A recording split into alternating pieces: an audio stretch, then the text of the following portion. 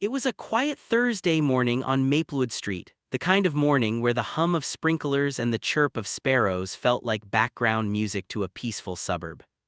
But for Daniel Briggs, that morning would carve a scar into the neighborhood's calm forever. Daniel was 43. He lived alone in the blue house at the corner, the one with the cracked white fence and the squeaky front gate.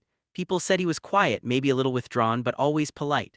He'd wave to neighbors, shovel snow for old Mrs. Kramer next door, and sometimes fix leaky mailboxes for free. The kind of man everyone trusted, but no one really knew. At exactly 8:12 a.m., Daniel stepped outside with a mug of coffee. He had a small grin on his face. He'd gotten a call earlier that morning about a job interview, something he desperately needed. He was finally feeling hopeful again. Across the street, a silver sedan idled. The driver's hands gripped the steering wheel tightly. The engine purred low, steady, almost waiting. Daniel didn't notice. He looked both ways before crossing the road, his mug still in hand, and then tires screeched. A deafening thud echoed through Maplewood. The mug shattered on the asphalt, coffee mixed with blood in a brown-red pool. The silver sedan didn't stop. It sped off, leaving only the smell of burnt rubber and a crumpled man on the pavement. Within seconds, doors opened up and screams filled the air. "Call 911, someone shouted. "Oh my God, Daniel," another voice cried. Mrs. Kramer, trembling, ran to him. Her hands shook as she hovered over his body. "Stay with me, honey, please stay with me."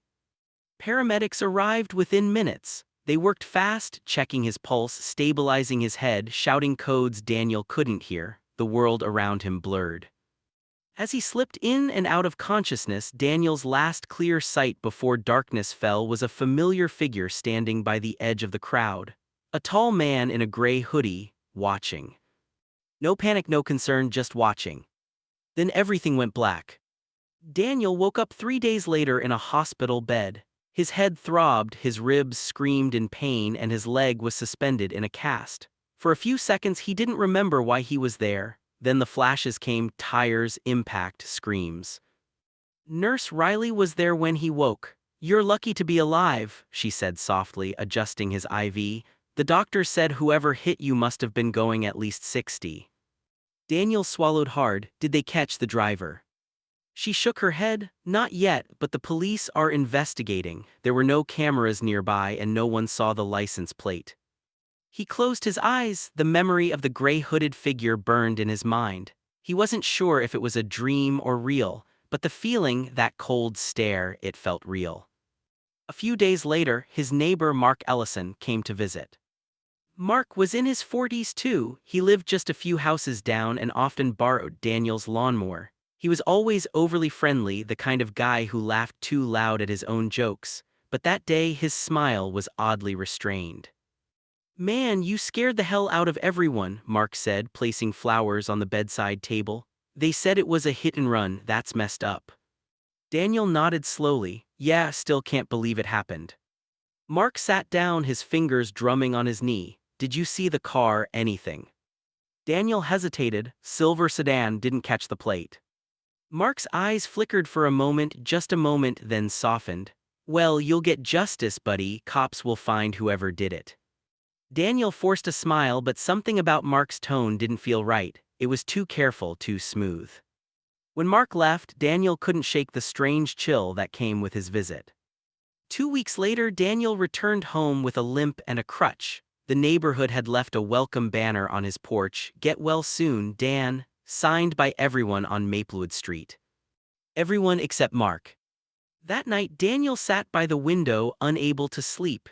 He kept replaying the sound of that engine in his mind. The silver sedan, the gray hoodie, the way Mark's car, also silver, wasn't parked outside that morning. He told himself not to jump to conclusions. But then, the following evening, he overheard something, a conversation carried by the wind from Mark's backyard. "You said nobody would see. He lived, what if he remembers? Just stick to the plan." Daniel froze. He crouched by the window, his heart pounding. He couldn't hear the rest, but those few words were enough to ignite the spark of doubt into a blaze of fear. What plan? Who were they talking about? The next morning, Daniel decided to test something. He went outside and waved at Mark just like old times. Mark hesitated just for a heartbeat, then waved back with that same rehearsed smile. "Good to see you up, Dan," he called out. Daniel smiled faintly, "Good to be alive." Mark's eyes lingered a second too long before he turned and went back inside. Daniel watched him go, a cold realization forming in his chest. The man who hit him might be the same man who just wished him well. That night he started a journal. Every memory, every odd glance, every sentence he overheard, he wrote it all down, because something deep inside him whispered, this wasn't an accident. And worse, someone he knew had planned it. The question was why. 2 nights later, Daniel noticed movement outside, a shadow near his driveway. He turned off the lights, peered through the blinds, and saw a figure in a hoodie standing near his fence. The same posture, the same shape. When he flipped on his porch light, the figure bolted. Daniel limped to the door and opened it, yelling into the dark, "Who are you?" Silence, only the rustling of leaves. He stood there for a long time, shaking, staring into the night. Then his phone buzzed. Unknown number. One new message. "Stop digging, you got lucky once." Daniel's blood ran cold. His fingers trembled as he typed back, "Who is this?" No reply. He looked across the street toward Mark's house. The living room light was still on. Through the half-drawn curtains, he saw Mark on his couch, phone in hand, smirking. That smirk, calm, confident, told Daniel everything he needed to know. But proving it would be another story. And that's when Daniel decided he wasn't going to wait for the police anymore. He'd find out himself. Even if it killed him. The morning after the message, Daniel sat at his kitchen table, staring at the words on his phone screen. "Stop digging, you got lucky once." He hadn't slept. Every sound made him jump, the ticking of the clock, the creak of the floorboards, the low hum of his refrigerator. Everything felt like a threat now. He looked out the window again. Mark's car was gone, the driveway empty, but Daniel knew deep down that man was hiding something. He just didn't know what. So he decided to start where any rational man would, with the truth that hides in the open. At noon, Daniel limped across the street to Mrs. Kramer's house. The old woman opened the door with wide eyes and a soft gasp. "Daniel, oh sweetheart, you shouldn't be walking around yet." "I'm okay," he lied. "I just needed to ask, did you see anything that morning, the day of the accident?" Mrs. Kramer frowned, thinking hard. "It all happened so fast. I heard the crash, ran out, and you were already on the ground." "Anyone suspicious around before it happened?" he pressed gently. She hesitated. "Well, I did see Mark's car earlier, parked right where that sedan came from, but that's nothing strange. He usually leaves for work around that time." Daniel's stomach twisted. "Did you see him in the car?" No, just the car." She leaned closer, lowering her voice. "You don't think Mark?" He shook his head quickly. No, just trying to remember." He thanked her and left, but his mind was spinning. Mark's car had been there moments before the hit and run, exactly where the sedan had sped from. Coincidence or cover-up? That night, Daniel opened his old laptop. He hadn't used it in months, but now it became his only ally. He started by looking up everything about Mark Ellison: local news, property records, social media posts. At first, nothing, just the usual photos of barbecue parties, fishing trips, his wife and teenage son smiling in front of the lake house. Then something caught Daniel's eye. A tagged post from 5 months ago, a photo of Mark shaking hands with a man named Kevin Drummond. The caption read, "Finally closed the deal. Goodbye, Briggs Hardware. Hello, Maplewood Realty." Daniel's jaw clenched. Briggs Hardware. His late father's store. The store that Mark had helped him sell last year, claiming he had connections. The store that went bankrupt weeks later under a new company name. Daniel felt sick. Mark hadn't helped him, he'd used him, manipulated him into selling his inheritance for cheap. And now, what if the accident wasn't random at all? What if Mark wanted to make sure Daniel never found out what he'd done? The next day, Daniel drove slowly, painfully, to the local police station. Detective Larson, the one assigned to his case, was a kind but tired-looking man who seemed perpetually buried in paperwork. Larson barely glanced up when Daniel walked in. "Mr. Briggs, you're not supposed to be moving around yet." "I'm not here for advice," Daniel said quietly. "I'm here with a lead." That got the detective's attention. "I think I know who hit me." Larson leaned back. "Go on." "His name's Mark Ellison, my neighbor, drives a silver sedan, was missing the morning of the crash, and I overheard him talking about a plan, something about making sure someone did remember." Larson rubbed his temples. "Mr. Briggs, I appreciate your input, but we've checked traffic cameras. The car didn't have plates visible, no eyewitnesses identified Mark, and we can't act on overheard fragments." Daniel's frustration boiled over. "So you're waiting for him to kill me again before doing something?" Larson sighed. "Look, I'll make a note, but without hard evidence." Daniel cut him off. "Then I'll find it myself." The detective's eyes softened for a moment. "Don't do anything stupid, Briggs, please." But Daniel was already walking out the door. That night, rain hammered the roofs of Maplewood. Daniel sat in darkness watching Mark's house through the blinds. He saw the glow of a laptop screen flickering in the living room, Mark packing, talking on the phone. Through the faint rumble of thunder, Daniel caught a few words.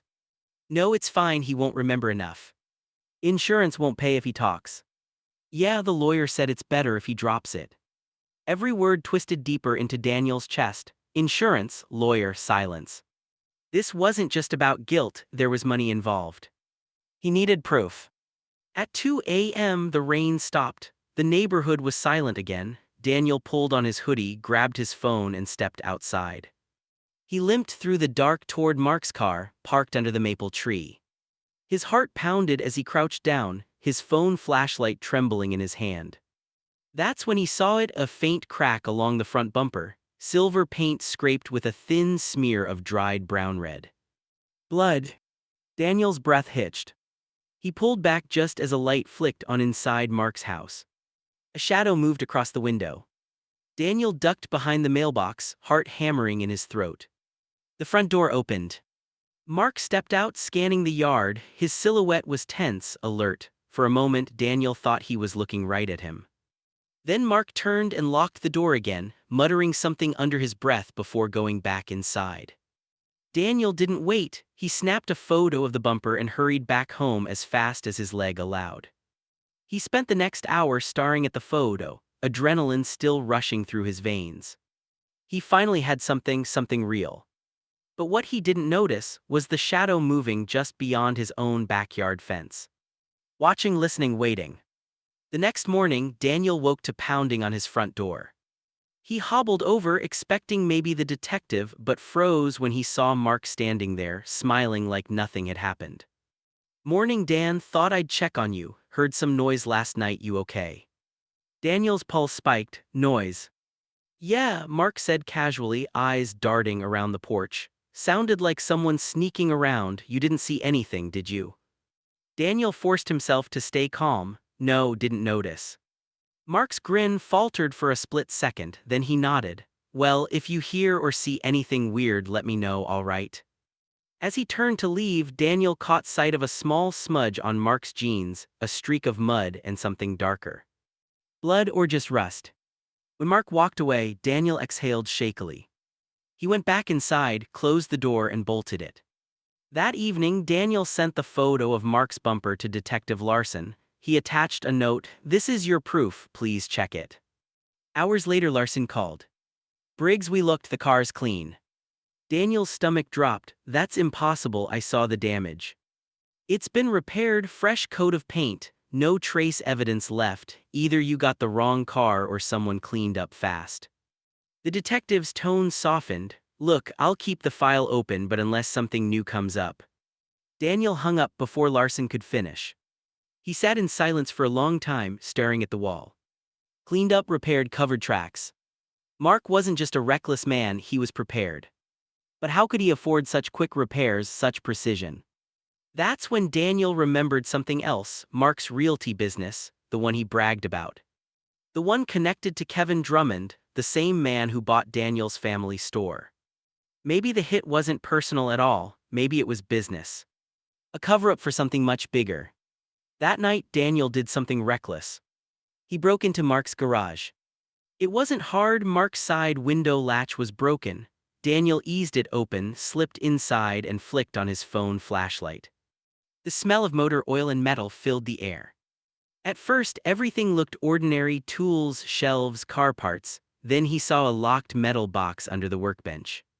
He crouched, tugged it free, and felt his pulse quicken. It was heavy. With trembling fingers, he found a screwdriver and pried it open. Inside were papers, stacks of them, contracts, deeds, and envelopes stuffed with cash. And then a folder. Marked simply BRIGGS.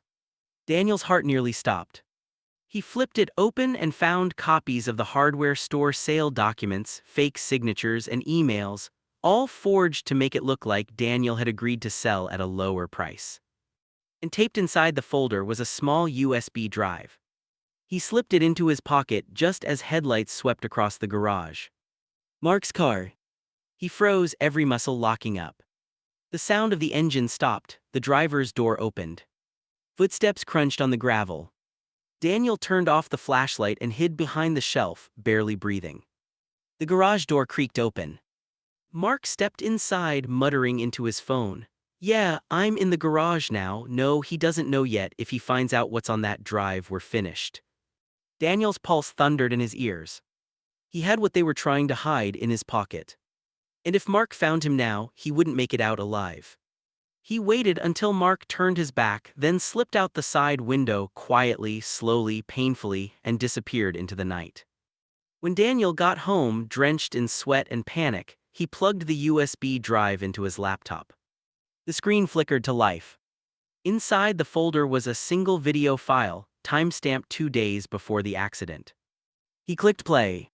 The footage showed a parking lot, Mark's silver sedan. And standing beside it, Kevin Drummond. Their voices were muffled but clear enough. "Kevin, he's asking questions again." "Mark, then we handle it. One accident, nobody will suspect a thing." "Kevin, you sure you can do it?" "Mark, I'll make it look clean. He trusts me." Daniel's heart broke as he listened to the man he once called a friend talk about ending his life like a chore on a checklist. When the video ended, Daniel sat in silence. Tears blurred his vision, not just from betrayal, but from the realization that every smile, every handshake, every shared beer had been fake. But beneath the grief burned something sharper. Rage. Because now he finally had proof. And Mark Ellison was going to pay. That night, as thunder rumbled in the distance again, Daniel uploaded the video to a hidden drive and printed copies of the documents. He looked out the window one last time, toward Mark's house, where lights still glowed faintly. He whispered to himself, voice low and steady. "You plan to kill me, Mark, now I'm coming for you." The morning came heavy and gray, like the sky itself knew what Daniel was about to do. He sat at his desk, the printed contracts spread out before him, the USB drive lying beside a cup of untouched coffee. His hands trembled not from fear anymore but from the weight of what was coming. He had proof, real, undeniable proof that Mark Ellison had planned his death. But proof meant nothing if he didn't survive long enough to show it. Daniel stared at the phone. He'd already tried the police. They didn't believe him. If he sent the evidence straight to them now, Mark might find out first, twist the story, destroy everything. So instead, Daniel decided to play his own game. He would make Mark believe he'd won. And when Mark finally lowered his guard, Daniel would expose him to everyone, neighbors, police, news, all at once. It was risky, maybe even suicidal. But Daniel had already died once on that road. The second time, he'd be ready. That afternoon, Daniel walked across the street. The limp was still there, but his eyes were cold and focused. Mark was in his front yard, trimming his bushes. The perfect suburban smile flashed across his face as soon as he saw Daniel. "Well, look who's up and about. How's the leg?" Daniel forced a grin. "Getting better, wanted to talk." "Sure thing, buddy, what's up?" Daniel leaned on his crutch, lowering his voice just enough. "You remember the accident?" Mark's smile faltered for half a second before returning. "Of course, terrible thing."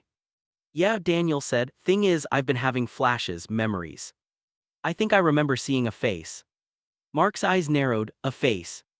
Daniel nodded slowly, watching every twitch of the man's expression. "Couldn't make it out at first, but I think I'm starting to." A long silence, the hum of a lawnmower down the street filled the air between them. Then Mark forced a laugh. "Man, don't scare me like that. You had a concussion. Don't trust memories like that, they can play tricks." Daniel smiled faintly, "You're probably right." He turned to leave, then paused. "Oh, by the way, there's something I'd like to show you later, something important, you'll want to see it." And without waiting for a reply, he walked away. Behind him, Mark stood frozen, the hedge trimmer still in his hand, the forced grin gone. That evening, Daniel's plan went into motion. He sent 3 anonymous emails. One to Detective Larson, one to a local journalist, and one to himself containing every piece of evidence and a message that said, "If anything happens to me, release everything." Then he placed one more copy of the video in an envelope and hid it in Mrs. Kramer's mailbox with a note, "Keep this safe, don't open unless I tell you." Everything was ready. Now he just needed Mark to make his move. At 8:45 p.m., there was a knock on Daniel's door. He didn't need to look to know who it was. Mark stood outside, smiling like a man pretending not to panic. "You said you had something to show me." Daniel nodded. "Come in." They walked into the living room. The air was thick, the clock ticking loud enough to fill the silence.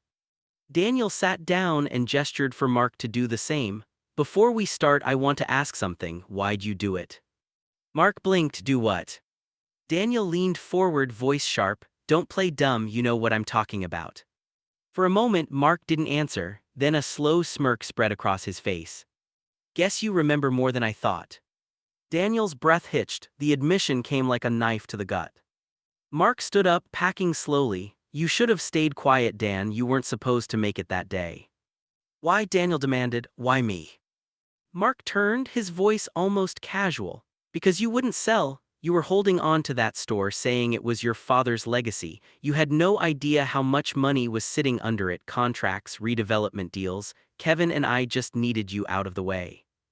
Daniel's stomach turned. "You destroyed my life for money." Mark's smile faded. "It's business, Dan, nothing personal." He took a step closer, lowering his voice. "You didn't tell anyone about this little chat, did you?" Daniel's hand slid slowly into his pocket. "No," he lied, "you're the first." Mark nodded. "Good, that makes it easier." His hand went behind his back, and for a second Daniel saw the faint glint of metal. "A gun." "Mark," Daniel whispered. "Don't worry," Mark said softly, "it'll look like suicide this time." But before he could move, a sharp beam of light filled the room. "Police, drop it." Mark froze. Detective Larson stood in the doorway, gun drawn. Behind him, 2 uniformed officers rushed in, pinning Mark to the ground before he could react. Daniel sat frozen, shaking, as Larson took the gun from Mark's trembling hand. "You think we wouldn't trace those emails, Ellison?" Larson hissed. "You're done." Mark struggled, eyes burning with fury. "You don't know what you're doing, that video's fake, he set me up." Larson ignored him. "Save it for the judge." As they dragged Mark out, his eyes met Daniel's one last time. "You think this ends with me?" he spat. "You don't know who you're dealing with." Then he was gone. The room fell silent again. Larson holstered his weapon, sighing. "You had guts pulling this off, Briggs. Next time, though, call before inviting an armed man into your house." Daniel let out a shaky laugh, tears stinging his eyes. "Guess I like dramatic endings." Larson smiled faintly. "We got the footage, the documents, everything. He'll rot for this." As the detective left, Daniel sat alone in the quiet, the adrenaline slowly fatting. For the first time in weeks, he felt like he could breathe again. He thought it was over. But it was. 2 nights later, a soft knock came at his door again. Daniel frowned. It was late, too late for visitors. He opened it slightly and froze. A young man stood there, early 20s, nervous eyes. "You don't know me," he said. "I'm Kevin Drummond's son." Daniel's pulse quickened. "What do you want?" The young man swallowed hard. "My dad's missing, and before he disappeared he said something about you, said if anything happened to him you'd be next." Daniel's heart sank. "What do you mean next?" The boy looked around, whispering, "He wasn't working alone, there's more people in this, people who don't want that video getting out." A chill ran down Daniel's spine. "How many?" The boy hesitated, enough to finish what they started. Daniel looked past him, into the dark, empty street. And for the first time since the accident, the fear returned. He realized Mark's words hadn't been a threat. They'd been a warning. This wasn't over. It was only beginning. The next morning, the world looked the same: kids riding bikes, sprinklers hissing across the lawns, birds resting on the power lines. But to Daniel, everything had changed. He sat in his living room, the words of Kevin Drummond's son echoing in his head. "You'd be next." The boy hadn't come back, no one had seen him since. And now Daniel felt the same invisible eyes on him that had haunted him since the accident, only this time he knew they were real. At noon, Detective Larson called. "Briggs, I need you to stay inside today," he said, his tone urgent. "We've been digging into Ellison's accounts. The man wasn't just doing shady real estate deals, he was laundering money, and his partner Drummond vanished last night. His car was found near the old quarry." Daniel's pulse quickened. "Dead." Larson paused, not confirmed, but his blood was on the seat. Daniel felt his throat tighten. "So, someone's cleaning house." "Exactly," Larson said grimly. "If they think you've still got that evidence, you're a loose end. Keep your doors locked, understand?" Daniel hung up and stared at the window. Locked doors wouldn't stop what was coming. That evening, he found an envelope on his doorstep. No name, no return address. Inside was a single sheet of paper with a message written in block letters. "You were never the target." Beneath it, a photo. It showed Daniel's father standing beside a much younger Mark Ellison and Kevin Drummond. All three smiling, all three in front of the same hardware store that once bore the Briggs family name. Daniel's hands shook. He flipped the photo over, on the back a date: 1999. His father had died in 2000 in what the police called a warehouse accident. But Daniel remembered something, a vague story, half-whispered at his father's funeral about unpaid debts and silent partners. He'd been too young to understand then. But now, the puzzle pieces began to fit together. Daniel spent the night going through the old box of his father's belongings: dusty papers, faded receipts, yellowed photographs. And then he found it, an old contract, dated the same year as the photo. At the bottom were three signatures: Richard Briggs, Kevin Drummond, Mark Ellison. His father had been in business with them. And beneath the fine print, one line stood out like a crack in glass: "All property rights to revert to surviving partners upon death or bankruptcy of signatory." Daniel stared at the words until his vision blurred. They hadn't just wanted his store. They wanted it 25 years ago. And his father's accident might not have been one either. He called Larson immediately, but the detective didn't answer. He tried again. Voicemail. The unease grew heavier, crawling up his spine. That's when he heard it, a faint sound from outside. A car door closing. He turned off the lights, peeked through the blinds. A black SUV was parked across the street, engine off, no headlights. Two figures sat inside, silhouettes unmoving. Daniel's breath caught. He grabbed his phone and whispered, "Larson, it's Briggs, they're here." No answer. He turned toward the back door, then stopped. A shadow moved past the kitchen window. Someone was already inside. The back door creaked open. A voice, low and calm, said, "You really should have stopped digging, Dan." Kevin Drummond. Alive. Daniel froze. "You killed Mark." Kevin stepped out of the dark, a gun in his hand. "Mark got sloppy, he was supposed to make it clean. Instead, you lived. Now I have to fix what he couldn't." Daniel's eyes flicked toward the hall where his phone lay charging. Too far. "Why not just take the documents?" he asked quietly. "You already have everything." Kevin smirked. "Because this isn't about documents anymore, this is about closure." He raised the gun. And then a loud crash shattered the silence. The front door burst open and Detective Larson stormed in, gun drawn. "Drop it, Drummond." Kevin spun, fired once. The bullet tore through the lamp beside Daniel, showering sparks. Larson fired back. The shot hit Kevin square in the shoulder, spinning him into the counter. The gun clattered to the floor. Daniel stumbled forward, grabbing the weapon and kicking it away. Kevin groaned, clutching his wound. "You think this changes anything?" he hissed. "There are people above me, people who already own you." Larson knelt beside him, pressing a knee to his back. "Then start talking." Kevin laughed weakly. "You don't get it, do you? That store's that land, there's gold under it, actual gold. We bought out half the town to cover it up." Daniel's heart pounded. "Gold." "Your father found it," Kevin whispered, and he died before he could claim it, we made sure of that." The words hit Daniel like thunder. His father's accident. His own accident. Everything, the lies, the deals, the betrayal, all because of something buried beneath the ground his family once owned. Larson's voice was cold. "We'll see how talkative you are at headquarters." But Kevin's smirk didn't fade. "You'll never find it, and even if you do, you won't live long enough to spend it." Sirens wailed in the distance, growing louder as backup arrived. Daniel stood in the center of the room, trembling, the past and present colliding inside his chest. For 25 years, his family's legacy had been built on greed and lies, and now, finally, the truth was free. 2 days later, the police unearthed an abandoned tunnel under the old Briggs hardware site. And inside it, buried crates of smuggled gold bars from decades earlier. The discovery made headlines.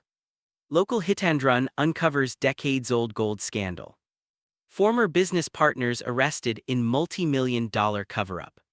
Daniel watched the news quietly, the glow of the TV reflecting off the window. Larson stopped by that evening. "We're charging Drummond and his associates. Turns out half the company heads in town were tied to it. You did good, Briggs." Daniel smiled faintly. "My father can rest now." Larson nodded. "So can you." But as he left, Daniel looked down at the old photo again, his father Mark and Kevin, smiling beside that store.